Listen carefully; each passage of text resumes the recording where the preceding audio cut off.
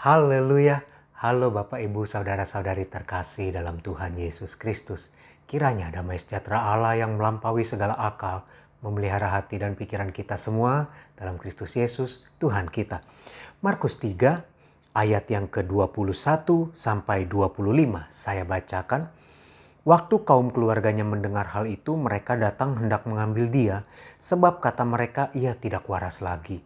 Dan ahli-ahli Taurat yang datang dari Yerusalem berkata, ia kerasukan Beelzebul, dan dengan penghulu setan ia mengusir setan. Yesus memanggil mereka lalu berkata kepada mereka dalam perumpamaan, bagaimana iblis dapat mengusir iblis? Kalau suatu kerajaan terpecah-pecah, kerajaan itu tidak dapat bertahan.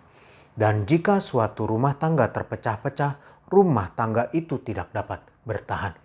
Bapak, Ibu, Saudara-saudari, waktu Tuhan Yesus sedang melayani, banyak orang yang datang kepada Tuhan Yesus, lalu makan saja Tuhan Yesus tidak sempat. Ini perikop ayat-ayat yang sudah kita baca.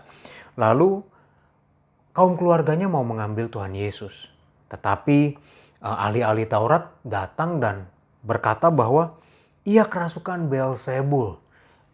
Tuhan Yesus menjawab mereka dengan perumpamaan bahwa bagaimana iblis bisa mengusir dengan iblis. Demikian dalam satu kerajaan pasti terpecah-pecah. Dalam rumah tangga pasti terpecah-pecah. Kalau semuanya saling adu power gitu kira-kira. Adu kekuasaan di dalamnya. Saling mengusir atau saling menguasai. Maka dari itu Bapak Ibu Saudara-saudari, Tritunggal Allah begitu mengerti akan hal ini. Walaupun Bapa adalah Allah, Anak adalah Allah, Roh Kudus adalah Allah, mereka mengetahui fungsi dan bagiannya masing-masing. Sehingga satu dengan yang lain mau saling mengakui, saling menghargai, dan saling memberi penghormatan.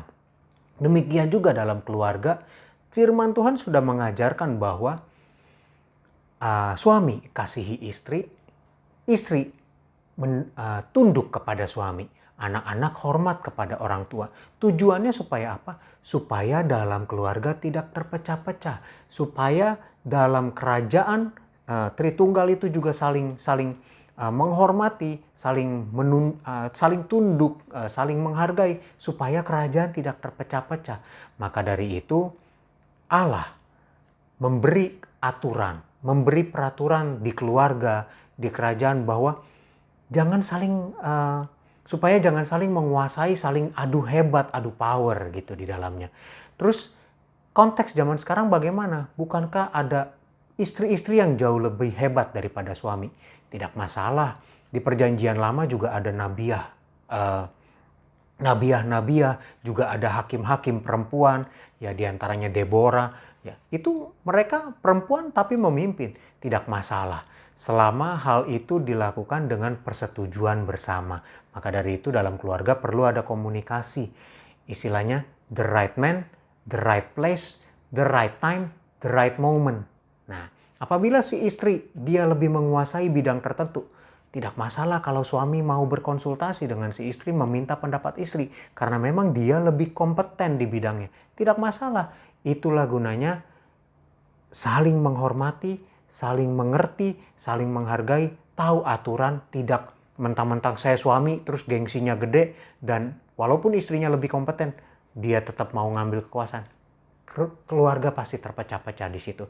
Jadi Bapak Ibu Saudara-saudari, belajar dari pengalaman cerita ini, perumpamaan Tuhan Yesus, jangan kita saling adu power, adu kekuasaan, tapi rendahkan diri, saling mengakui, saling menghargai, saling menghormati. Tuhan tolong kita semua. Mari kita berdoa. Haleluya, Tuhan Yesus. Terima kasih Tuhan, Engkau mengajar kami supaya kami mau saling mengakui, saling menghargai, saling memberi kesempatan satu sama lain untuk menunjukkan kompetensinya, biar kiranya Tuhan kami dapat terus menjadi keluarga yang kuat, menjadi kerajaan yang kuat, menjadi lingkungan yang kuat, lingkungan rumah tangga yang kuat, karena ada saling menghargai di dalamnya. Tuhan tolong supaya ada kerendahan hati di antara kami, supaya kami bisa menjadi pelaku firman-Mu Tuhan. Dan hamba berdoa saat ini bagi umat-umat-Mu, jemaat-jemaat-Mu, mereka akan beraktivitas panjang hari ini. Tuhan berkati setiap mereka. Urapi kedua belah tangan mereka dalam mengerjakan segala sesuatunya. Beri hikmat, beri kekuasaan-Mu ya Tuhan. Sehingga apapun yang mereka hasilkan, baik barang maupun jasa, semuanya berkualitas dengan baik. Tuhan juga berkati mereka dengan kesehatan, kekuatan. Tuhan jaga lindungi. Bagi umat-umat-Mu yang kuliah, yang belajar, Tuhan juga berkati. Tuhan beri hikmat, Tuhan urapi mereka. Apapun yang mereka pelajari dapat mereka mengerti. Bagi yang ujian, bagi yang ulangan, Tuhan juga tolong supaya mereka dapat belajar dengan baik, apa yang mereka pelajari dapat mereka ingat, dan ketika mengerjakan soal mereka dapat mengerjakannya dengan baik. Terpujilah Engkau Tuhan kekal selama-lamanya, jaga lindungi dalam melakukan segala aktivitas mereka, jauhkan dari segala sesuatu yang tidak berkenan, yang jahat, sakit penyakit, virus bakteri, orang-orang jahat, dari segala sesuatu yang tidak baik Tuhan. Kami serahkan hidup kami padamu, nama-Mu saja dipuja-puji, dibesarkan, dimuliakan. Dalam nama Tuhan Yesus Kristus kami berdoa. Amin. Kasih karunia dari Tuhan Yesus Kristus menyertai kita semua. Amin.